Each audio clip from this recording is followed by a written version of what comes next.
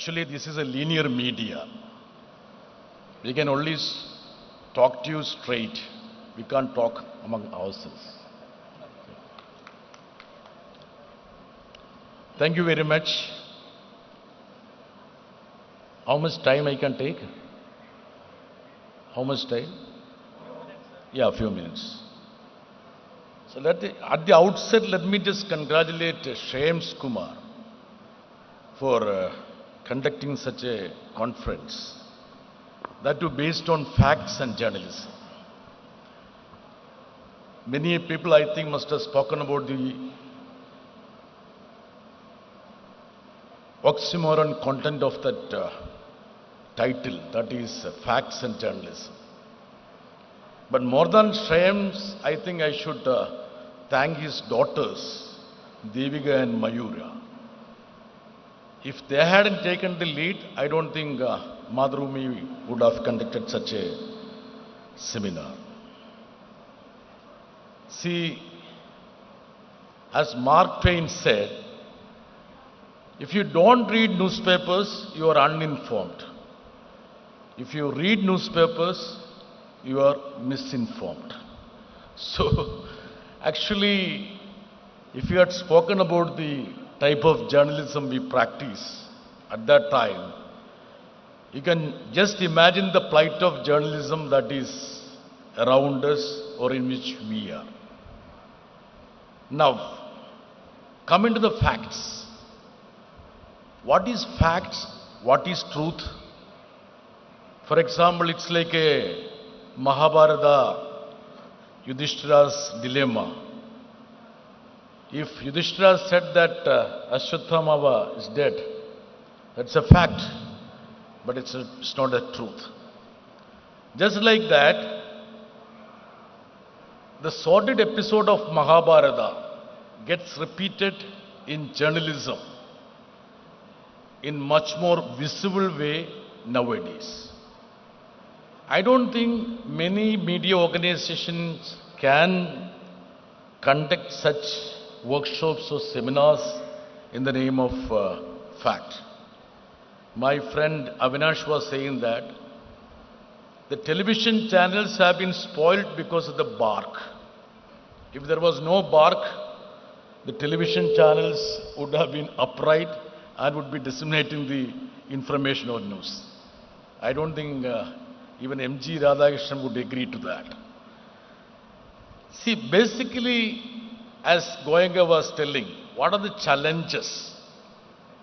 According to me, there are external challenges and internal challenges.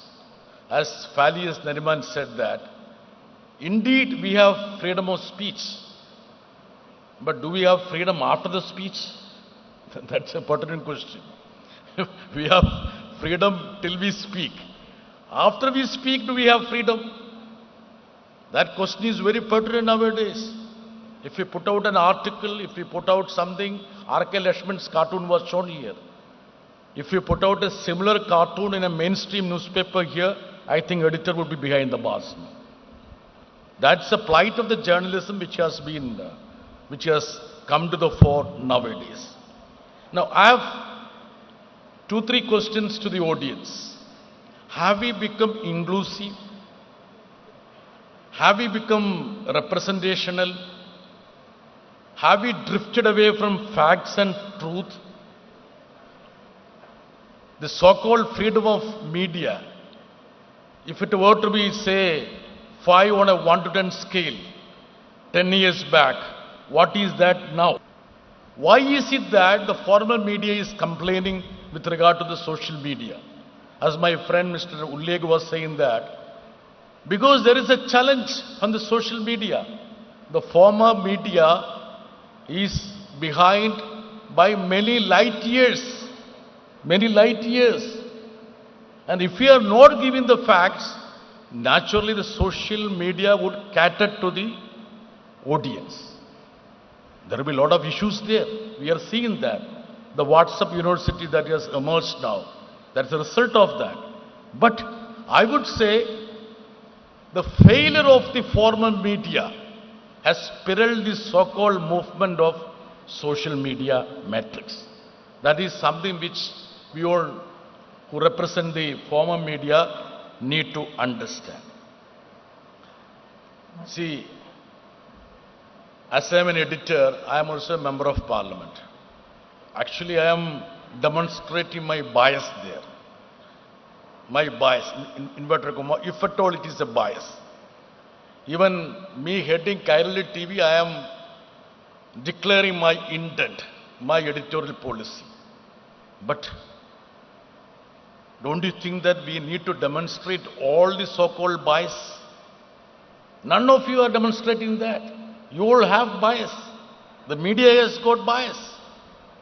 The first and second press commissions exhorted that we need to delink media from the industrial houses. We need to delink the media from the industrial houses. Can you think of a media now which doesn't have industrial interest now? The biggest network in the country is owned by none other than Mukesh Ambani.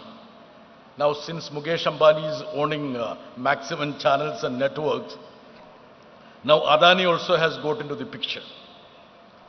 So what do you expect the media to disseminate? If at all, it's owned by corporates. That's the pertinent question which we need to address. Now, we all say that the media has fallen prey to the aggression of the government.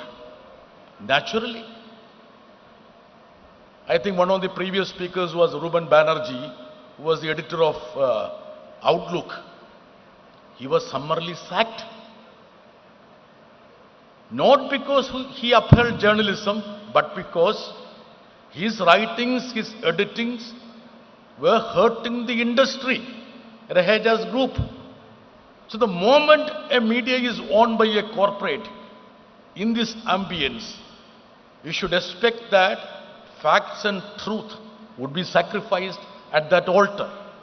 So these are the constraints I think we need to think about it.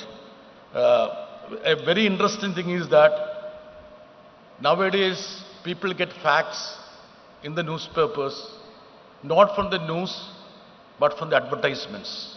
People say that at least the ads would be more truthful to the reality than the news.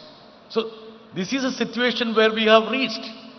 And I think we all need to deliberate. At least this is a welcome step that a media organization has come forward to have such a discussion. Now, let us think about the representational nature of the media. See, 20 crore population in the country, I would say, do not have a representation in executive, in legislature, judiciary, or in the media. 20 crores people. In Kerala, we had a hangama here when the fifth minister was added from the Muslim community. Fifth minister. I think editors of Kerala would be aware of that.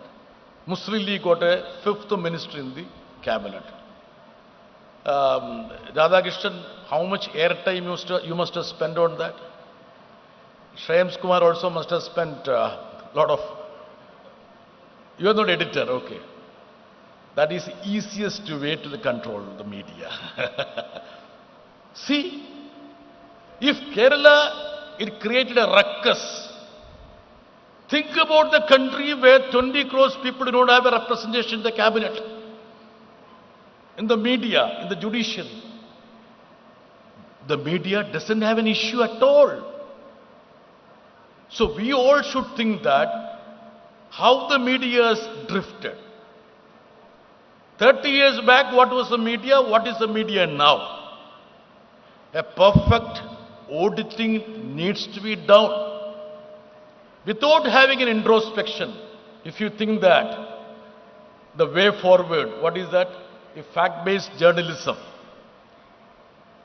is a winning proposition. First of all, where are the facts? Where is the truth? Whose interest you protect?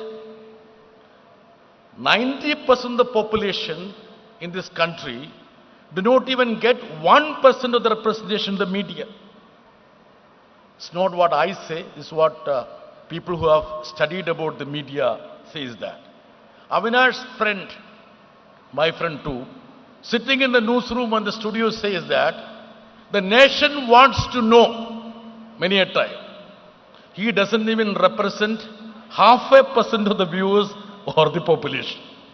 But still, people wants to know. Nation wants to know. What's the truth? See, we have secluded large chunks of population from the media. We don't give any representation to them. So, issues, one is external, second is internal, third, the challenges that the new media must be posing to you, and we need to introspect on that. And we had newspapers 2 centuries back. Raja Ramahan Roy, he brought out a Persian newspaper. See, at that time, he used the newspaper for the social reformation. He fought against sati, untouchability, child marriage, curses. The brilliant journalists India had. Mahatma Gandhi was one of the brilliant journalists. Ambedkar was that. Tilak was that. See, nowadays we think that just because we are away from the people, we are professional journalists. What we call about is professionalism. What is this professionalism after all? What do you see? The professionalism is needed to cater the people. So my view is that unless the media start engaging with the society, you would be quite away from the reality, and that reality is going to kill you. In America, there was a referendum or there was a survey to assess the credibility of each profession. It's an interesting anecdote to read that. So the credibility of the journalists were pegged just half a notch above the second-hand car dealers. The credibility of the journalists in America was seen to be just half a notch above the car dealers, second-hand car dealers. Think about the fact that if at all we have a survey in India to decide about the credibility of the journalists, do a survey among the people, what could be the result of that? It stares at us, actually. We need to introspect. So I think that when we talk about facts, we need to think whose facts it should be and who we represent and what is the plight of the journalism now. Have we gone far away from the people? Have we become exclusive? Are we not, why we are not inclusive? Why we are not expressing or representing the facts and the real issues of the people? I think this session, or rather this workshop, should help the journalist at least to get an idea about what is around us. Thank you very much. Thank you. Thank you, John.